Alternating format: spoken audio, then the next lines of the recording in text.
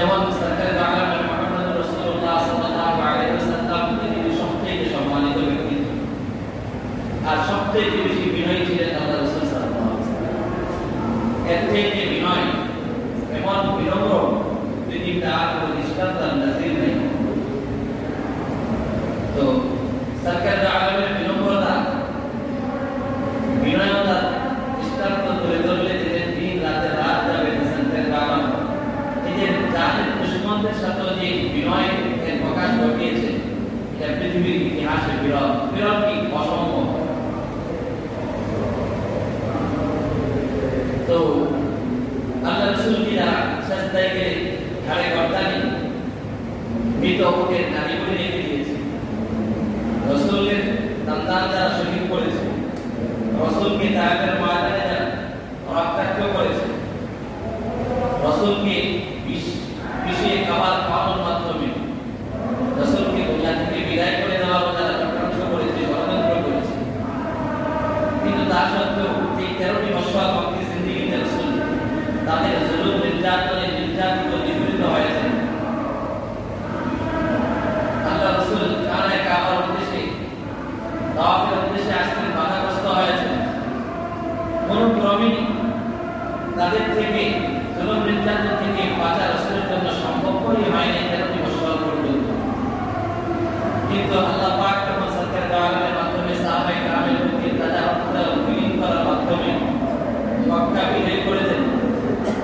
যখন এই কাফের মুশরিকরা যারা আগে খানায় কাবা তাওয়াফের জন্য সরকার আলমকে অনুমতি দিত না, বারণ করত, ঈদ পাকের মাধ্যমে রক্তাক্ত করেছে, দান পর্যন্ত শহীদ করেছে।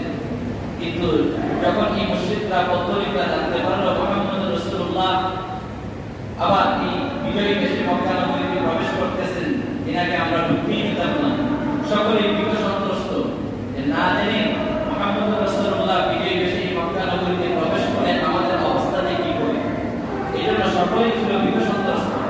কিন্তু না, আমার নবী রাহমাতুল্লিল আলামিন দুনিয়ার কোনো রাজা বাদশা, দুনিয়ার কোনো প্রধানমন্ত্রী মিনিস্টারের মতো ছিলেন না। কারণ বর্তমান দুনিয়ার রাজা বাদশাদের নীতি হলো এক রাজা বা বাদশার বদল হলে পরিবর্তন হলে প্রতিশোধের আগুন শুধু দেশের মধ্যে ধাও ধাও করে জ্বলতে থাকে। এক সরকার চলে যাওয়ার পরে আরেক সরকার যখন আসে তখন শুধু বেড়ে যায়, চুরির মাত্রা বেড়ে যায়, ডাকাতির মাত্রা বেড়ে যায়, ব্যভিচারের মাত্রা বেড়ে যায়, লুট তরাজের মাত্রা বেড়ে যায়, অন্যায় অবিচার বেড়ে যায়।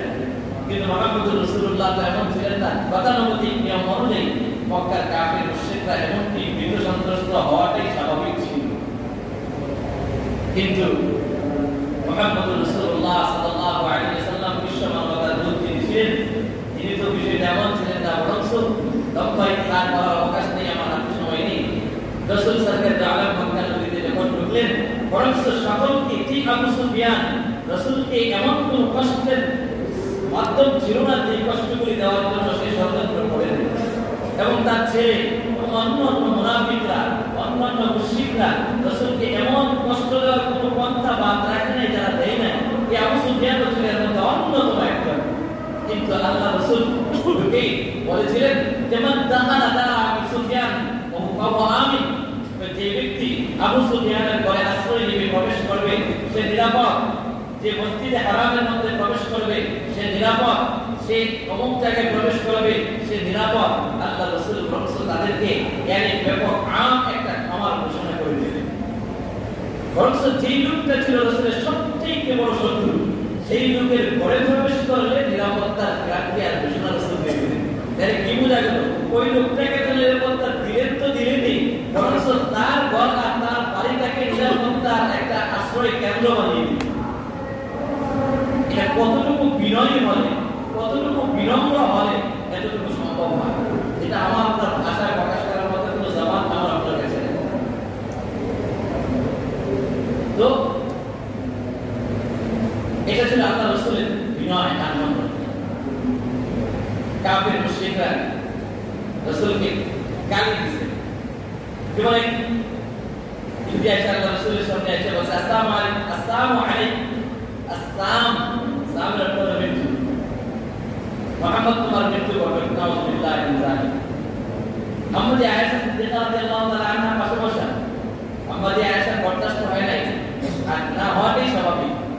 মুহাম্মদুর রাসূলুল্লাহকে কেউ কিছু বলবে, কোন ইমানদার সাহাবী তো দূরের কথা, আদনা ঈমানও যদি থাকে, রাসূলের রিসালাতকে যদি কেউ বিশ্বাস করে, তার শরীরের মধ্যে, তার মেজাজের মধ্যে পরিবর্তন আসবে না, যে না আসে, বোঝা গেছে সে ইমানদার, প্রকৃত ইমানদার নয়।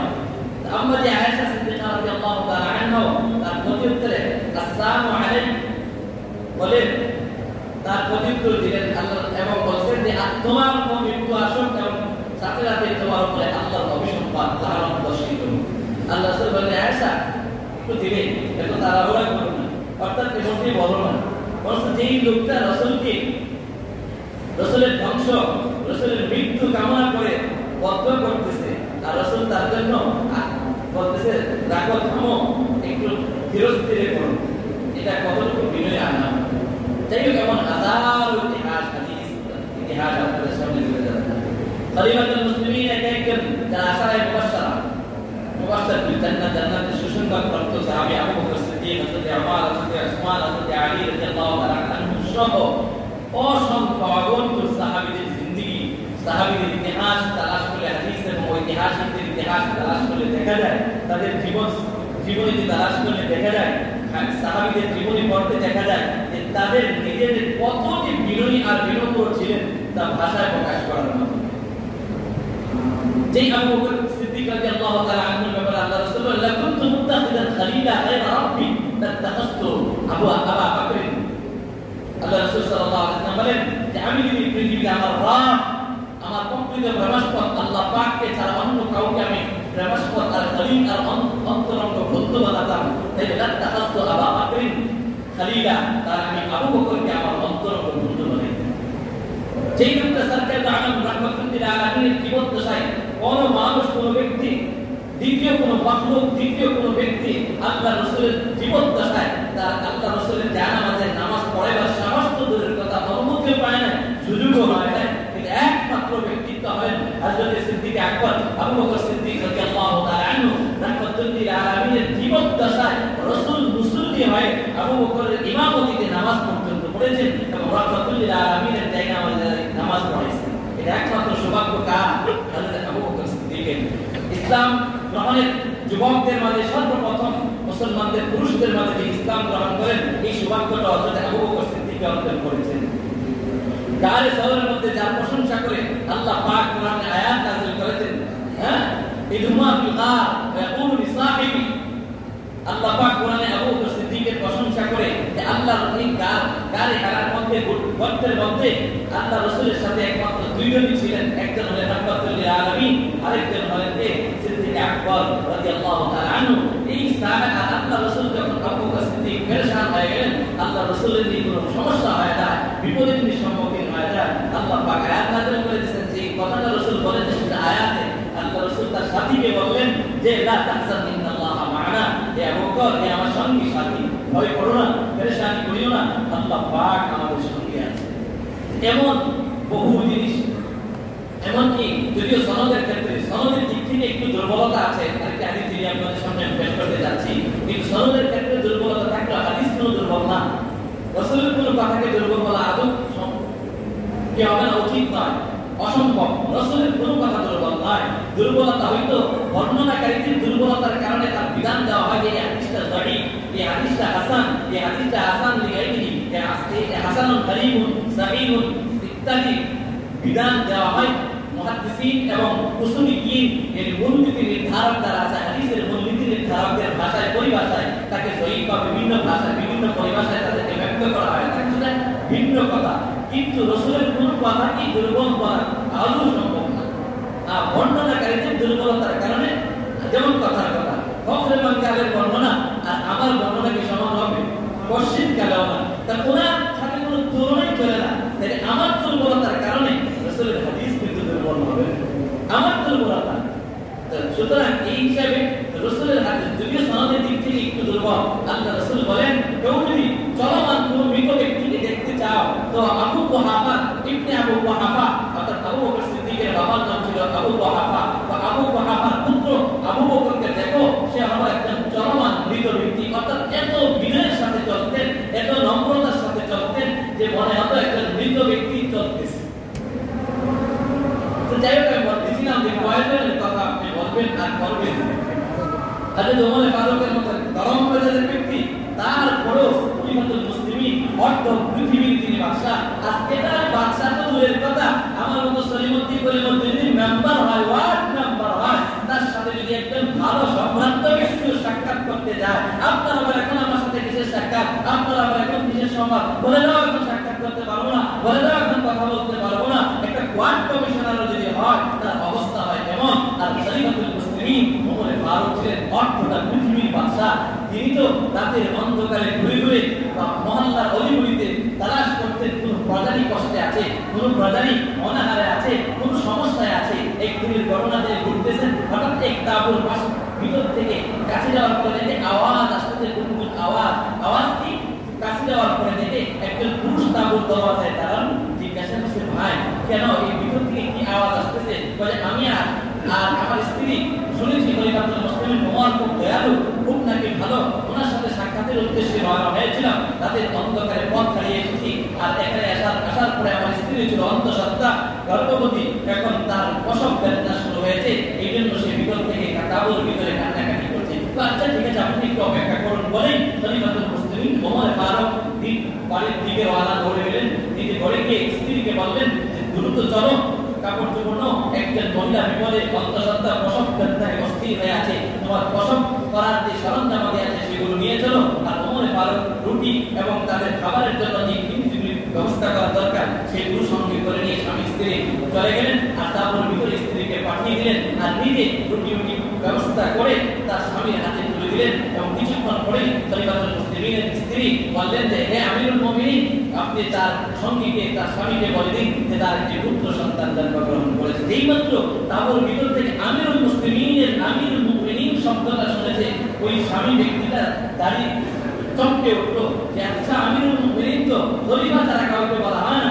সুতরাং তাইলে উনি কি আমিরুল মুমিনিন, উনি কি খলিফাতুল মুসলিমিন, উনি কি ওমর ফারুক, তিনি অর্ধ পৃথিবীর বাদশা। তিনি যখন ঘাবড়িয়ে গেলেন, চমকিয়ে গেলেন, ওমর ফারুক বলেন, হে ভাই আপনি ঘাবড়াইলেন না, আপনি ভীত সন্ত্রস্ত হবেন না, স্বাভাবিক হন।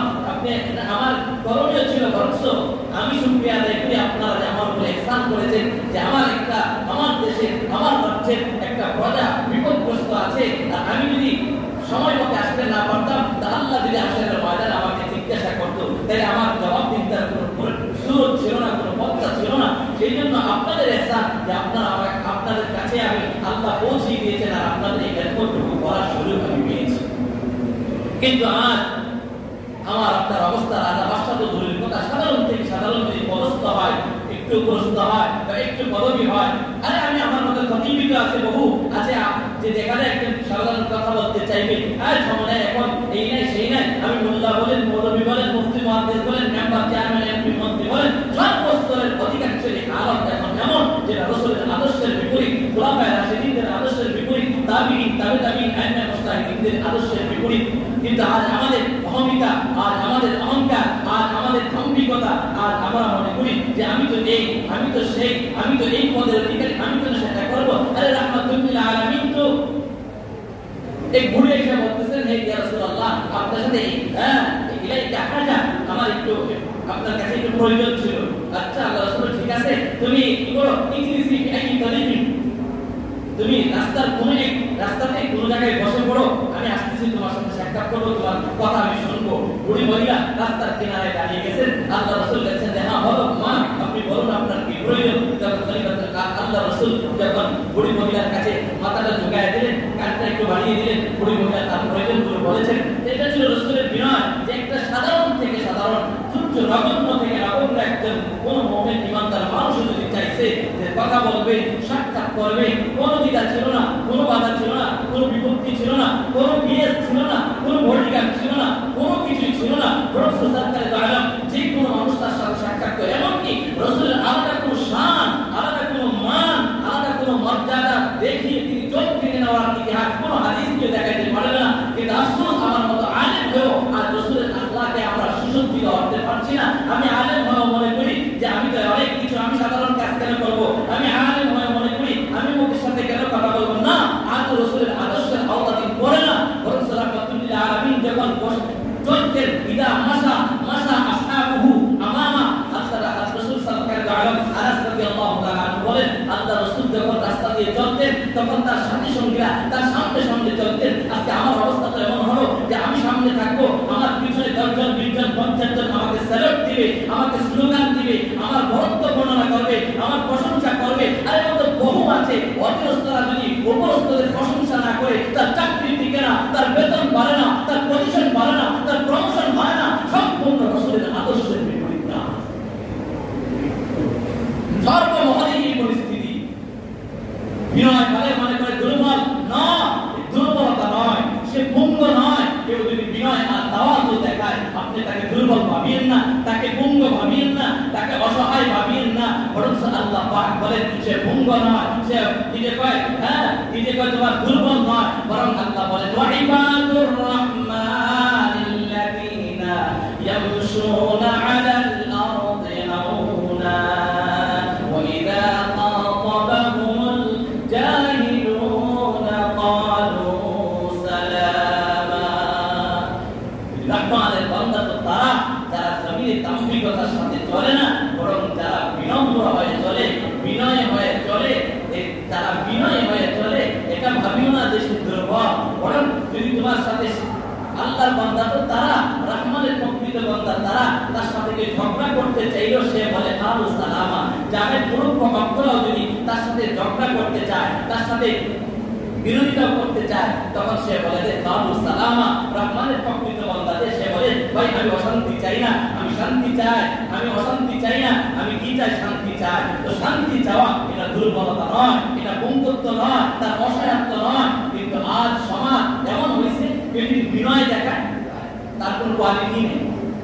আরে আজকে একাতে মুসাফা করলে খুব ভালো, মানে অহংকার দেখাইতে পারলে তার পজিশন বাড়ে। আর রাসূলের আখলাকে কিন্তু কেউ দুনিয়ার কোনো মানুষ আমাকে আপনাকে মর্যাদা দেখ আর না দেখ, কিন্তু রাসূলের আদর্শের তারাফ করা আদৌ আমার আপনার জন্য উচিত নয়। এই জন্য কে আমাকে মর্যাদা দিল, আপনাকে মর্যাদা দিল, কে আপনাকে দুর্বল ভাবলো আর সবল ভাবলো, সেটা দেখার আর ভাবার বিষয় আমার আপনার না, আমার আপনার ভাবার বিষয় হলো করণীয় হলো আমার রাহমাতুল্লিল আলামিনের আদর্শ কোনটা, সাহাবীদের আদর্শ কোনটা, আকাবের আসলাফদের আদর্শ কোনটা, সেটা হলো আমার ভাবার বিষয়। আর রাসূল তো চলতেন যে আমি তো আজকে বুক টান দিয়ে চলি, আমার চলা দেখলে মনে হয় আমি একজন শেখ, আমি একজন অনেক কিছু দাপটশালী, ক্ষমতাশালী। আল্লাহ রাসূলের ব্যাপারে হাদিস শরীফের মধ্যে আছে আল্লাহ রাসূল তো এমন ভাবে চলতেন যে ইদা মাশা তাকাফফা কাআন্নামা ইয়ানহাত্তু মিন সাবাবিন আও কামা ক্বালা আলাইহিস সালাতু ওয়াস সালাম। আল্লাহ রাসূল যখন চলতেন এমন তাকাফফা, এত ঝুঁকি ঝুঁকি চলতেন যে কাআন্নামা ইয়ানহাত্তু মিন সাবাবিন, যেন উঁচু থেকে, যেমন উপর থেকে ঢালুর থেকে মানুষ নামলে যেমন মাথাটা নোয়া নামে, আল্লাহ রাসূল এভাবে মাথা ঝুঁকিয়ে ঝুঁকিয়ে একেবারে মাথা ঝুঁকায়া রাস্তা দিয়ে চলতেন। সাহাবীদের কিনা বসলে রাসূল আলাদা কোনো শান নিয়ে বসতেন না। পরিষ্কার হাদিস, কে অস্বীকার করবে, কে কথা বলে, কোন সুযোগ নাই রাসূলের হাদিস। সাহাবীদের সাথে এমন একাকার হয়ে থাকতেন, কোন কোন সাহাবী যারা গ্রাম অঞ্চল থেকে, বিহার থেকে, আরব থেকে আসতেন, আয়েশা চিনতেন না, রাসূলকে বুঝতেন না কে মুহাম্মদুর রাসূলুল্লাহ। আয়েশা বলতেন এই তোমাদের মধ্যে মুহাম্মদ কে, গ্রামের ভাষা যেভাবে সরল মনা মানুষ যে তোমাদের মধ্যে মুহাম্মদ কে, তখন বলতো যে হাজা মুহাম্মদ, ইনি হলেন মুহাম্মদ। তখন তার হযরত বলতেন, রাসূল তার পুরো সাহাবীদের থেকে আলাদা হয়ে চলতেন না, আলাদা হয়ে থাকতেন না। আজ তো আমি সাধারণ একটা পদের অধিকারী হই, আমার মসনদটা হতে হবে সবচেয়ে বড়, আমার এটা হতে হবে সবচেয়ে বড়, আমার সেটা হতে হবে সবচেয়ে বড় না। রাহমাতুল্লিল আলামিন তো সাহাবীদের তিনি একাকার হয়ে চলতেন যে এ মুহাম্মদুর রাসূলুল্লাহ, বিশ্ব মানবতার দূত, যিনি বিশ্ব নবী রাহমাতুল্লিল আলামিন, আর কে ওনার সাধারণ একজন সাহাবী, ওনার সাধারণ একজন শিষ্য, ওনার সাধারণ একজন উম্মত। এটা বুঝার জন্য যে নতুন আসতো সে বুঝতেই পারতো আর পার্থক্য সৃষ্টি করতে পারতো।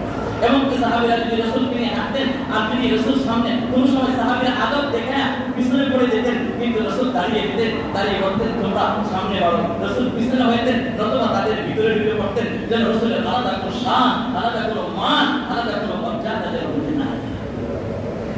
এই কত ইতিহাস, কত হাদিসের ব্যাপারে শোনাবো। ঠিক তেমনি ইমাম আবু হানিফা রাহমাতুল্লাহ তাবিঈনদের তাবিঈন দিলেন। ইমাম আবু হানিফা চার মাসআলা, চার ফতোয়া সাহাবীদের যুগে পর্যন্ত তার ফতোয়া চলত।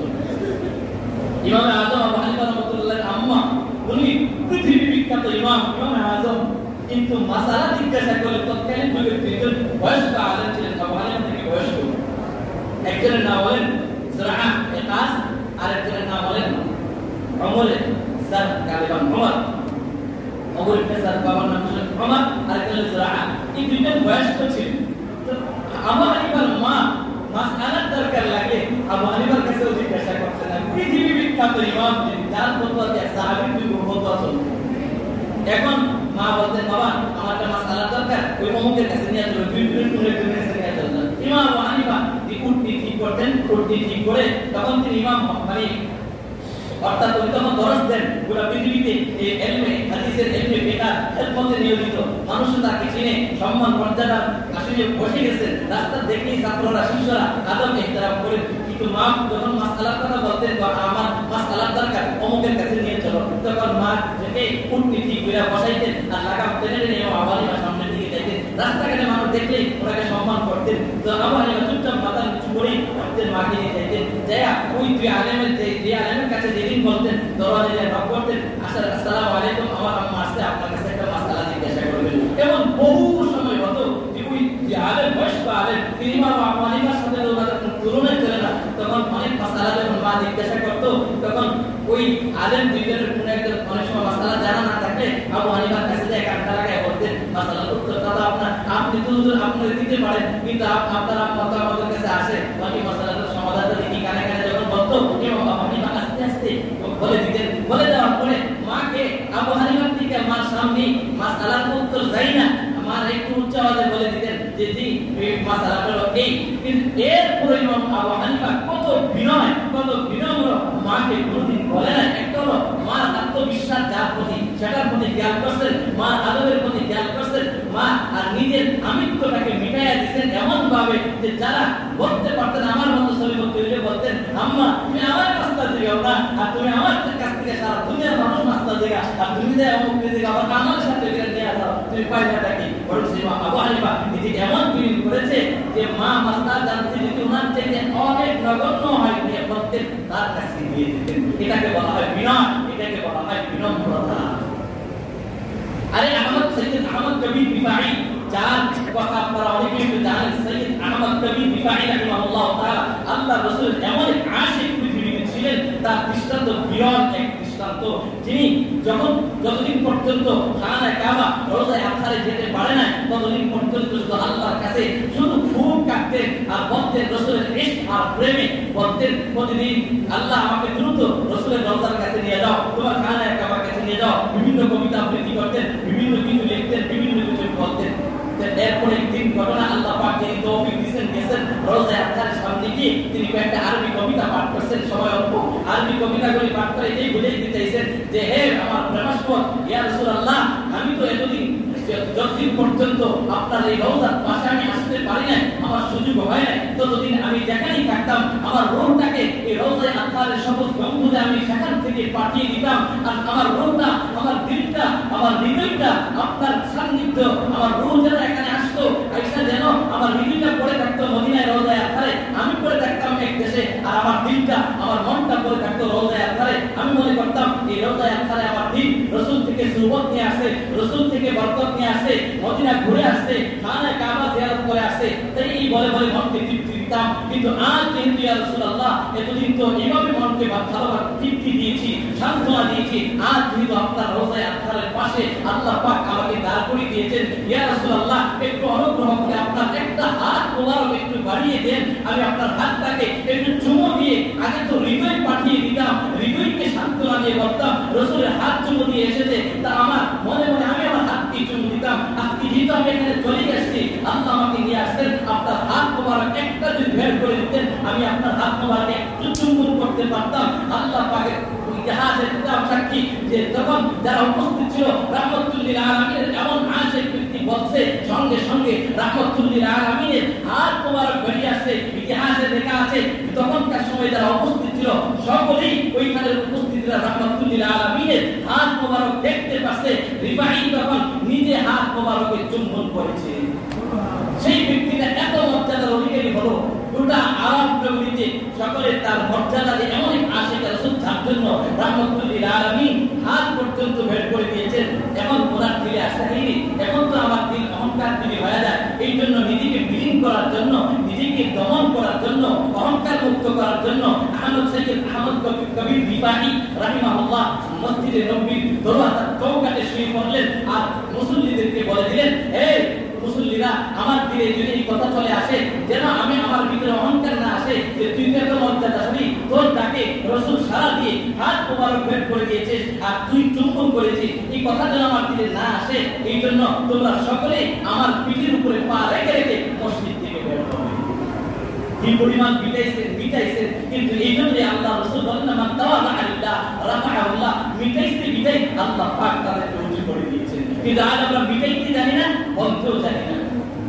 আরে সাইয়েদ আহমদ বিন রাহমাতুল্লাহ আলাইহি তো কিছুদিন আরেক ঘটনা, উনি রাস্তা দিয়ে যাচ্ছেন, মনে করেন ক্ষেতের আইল আছে না, ঠিক এক কাদা যুক্ত আইলও কাদা, নিচে মনে করেন নতুন যখন জমি থেকে পানি চলে গেলে আইল বাদে কাদা কাদা থাকে আর দুই দিকেও পানি থাকে ক্ষেতের মধ্যে।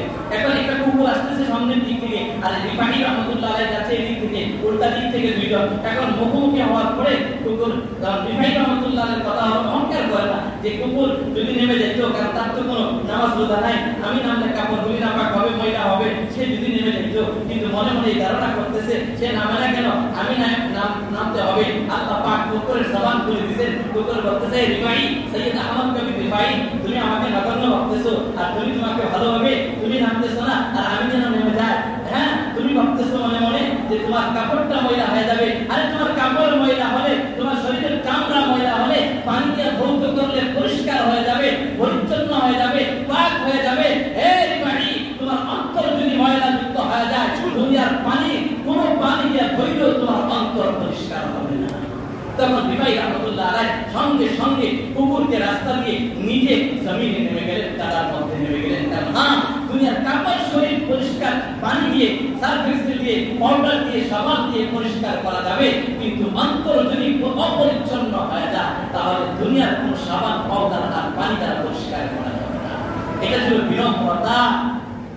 আরে হুসাইন আহমদ মাদানী শাইখুল ইসলাম আল-আরব, আজকে যিনি আসেন মোহাম্মদ মাদানী সাহেব, ওনার দাদা হুসাইন আহমদ মাদানী রাহমাতুল্লাহ আলাইহি, এক একজন আকাবের কয়টা ইতিহাস আমি আপনাদের সামনে বলবো। হুসাইন আহমদ মাদানী রাহমাতুল্লাহ আলাইহি তো ওনার খানকাতে আমরাও দেখতাম, ওনার জমায়েন আমার সাহাবাদেরকে দিয়েছি বাদানী রাহমাতুল্লাহ আলাইহি। তো শাইখুল ইসলাম হুসাইন আহমদ মাদানী রাহমাতুল্লাহ আলাইহি, ওনার উস্তাদ শাইখুল হিন্দ আর শাইখুল হিন্দের, ওনার উস্তাদের কথা কি বলবো, কয়জন আকাবের বিনয়ের কথা বলবো। শাইখুল হিন্দের ইতিহাস তো বলতে গেলে কঠিন থেকে কঠিন ইতিহাস, সময় নাই। হুসাইন আহমদ মাদানী রাহমাতুল্লাহ আলাইহি এমন করতে একদিন যায় দেখে ওনার কাছে মুড়ি খাওয়ার জন্য কিছু লোক আসছে, এরা রুমে বসে আছে, খাওয়াতে বলতাম বেতনদারি লোক, এরা ওনাদেরকে ছায়ার ব্যবস্থা করে না, যে বলছেন তোমরা কি দেখো না, তোমরা কি দেখো না যে মেহমানগুলি রোদে কষ্ট করতেছে, তাড়াতাড়ি ছায়ার ব্যবস্থা করো। তারা তিনবার তারা যে ছায়া চলে গেছে, কিন্তু শাইখুল আরবুল আজম আওলাদে রাসূল, যিনি মসজিদে নববী রওজায়ে আতহারের সামনে বসে বসে হুসাইন আহমদ মাদানী রাহমাতুল্লাহ আলাইহি 17 থেকে 18 বছর পর্যন্ত আল্লাহর নবীর হাদিসের দরস আর সবক আর ক্লাস নিয়েছেন। কোন সময় এমন ইতিহাসে লিখেন যে কোন সময় ছাত্ররা বুঝার জন্য যে মাদানী রাহমাতুল্লাহ আলাইহির সাথে রাসূলের কি পরিমাণ সম্পর্ক বুঝাও বলতেন, মাসালাটা বুঝে আসে না, অনেক সময় একটু রাগে বলতেন না, বলতে রওজা থেকে বুঝে নাও, আল্লাহ রাসূলের রওজা থেকে হাদিসের দর্শের সবকের কথা বুঝাইয়া দেওয়া হতো। সেই শাইখুল ইসলাম এত বড় ব্যক্তিত্ব, এত বড় বংশীয়, এত বড় মর্যাদার অধিকারী, এবং যিনি ছিলেন ইংরেজ বিরোধী আন্দোলনের শাইখুল হিন্দের, যিনি একবারে মিশনকে বাস্তব রূপ দিয়েছিলেন, তিনি হলেন শাইখুল আরবুল আজম হুসাইন আহমদ মাদানী রাহমাতুল্লাহ আলাইহি। তিনি যখন যে সকলে চলে গেছে ছায়ায়, জুতা খুলে রয়ে গেছে, মাদানী রাহমাতুল্লাহ আলাইহি নিজের মুড়ি, সাধারণ সাধারণ গ্রামের মানুষ, কিন্তু তাদের জুতাগুলো নিজে সবগুলি জমা করে বুকের সাথে জড়ে করে নিয়ে এসে তাদের ছায়াতে পৌঁছিয়ে দেন। ও ভাই, এটাকে বলা হয় তাওয়াদু, এটাকে বলা, এই জন্য আল্লাহ বলেন ওয়াইবাদুর রহমানিল্লাযীনা ইয়ামশুনা আলাল আরদি হাওনা, আরে রহমানের বান্দা তো তারা যারা জমিনে ধাম্ভিকতার সাথে চলে না, যারা জমিনে ঝুঁকে ঝুঁকে চলে, নিজেদেরকে বিনয় আর বিনম্রতার সাথে চালায়।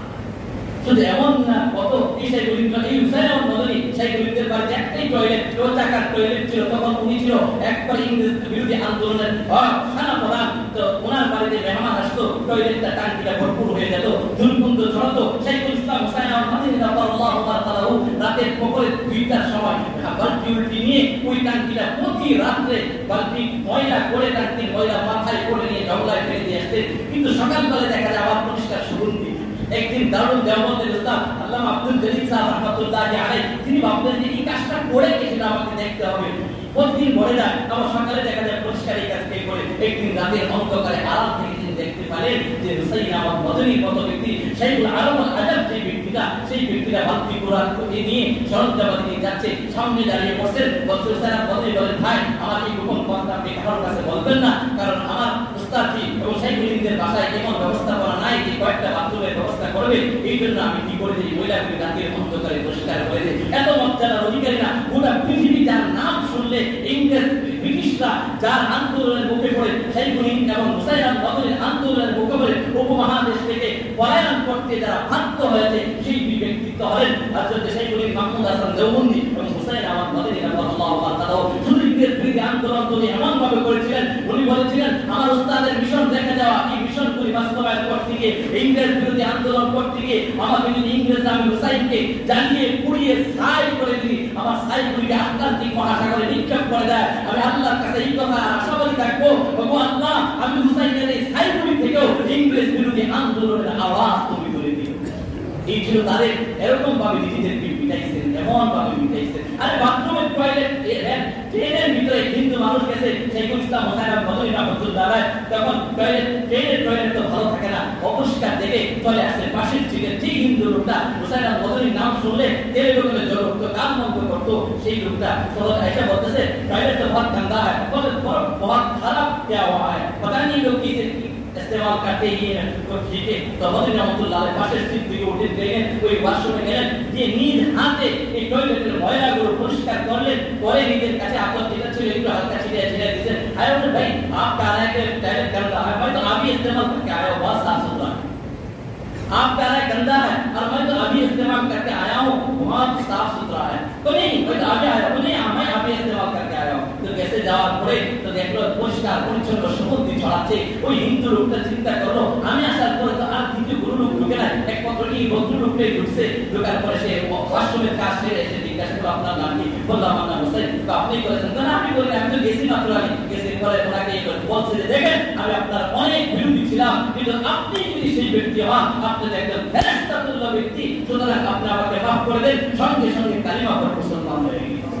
ও ভাইরা এটাকে বলা হয় তাওয়াদু। এজন্য আল্লাহ পাকের সিফত বিনয়, রাসূলের সিফত বিনয়, সাহাবীদের সিফত বিনয়, তাবিঈদের সিফত বিনয়, তাবিঈদের সিফত বিনয়, আকাবের আসলাফদের সিফত আর গুণ হলো বিনয়। এজন্য আল্লাহ রাসূল বলেন ইন্নাল্লাহ রাফিক, আল্লাহ হলেন বিনম্র, আল্লাহ বিনয়ী, ইউহিব্বুর রিফকা, আর আল্লাহ বিনম্রতাকে পছন্দ করেন এবং ইউতি আলা রিফকি, বিনম্রতার উপরে আল্লাহ যে কল্যাণ দান করেন, মা লা ইউতি আলা উনফি, কঠোরতার উপর আল্লাহ এমন কল্যাণ দেন না, ও মালা ইউতি আলা সেওয়া, অর্থাৎ বিনম্রতা ব্যতীত যত পন্থা আছে সেই পন্থায় আল্লাহ এই পরিমাণ কল্যাণ আর সফলতা দেয় না। আল্লাহ পাক আমাদেরকে রাসূলের আখলাকে সুসজ্জিত হয়ে বিনম্র হয়ে দুনিয়াতে অহংকার মুক্ত জীবন যাপন করার তৌফিক দান করুন। ওয়া আখিরু দাওয়ানা আলহামদুলিল্লাহি।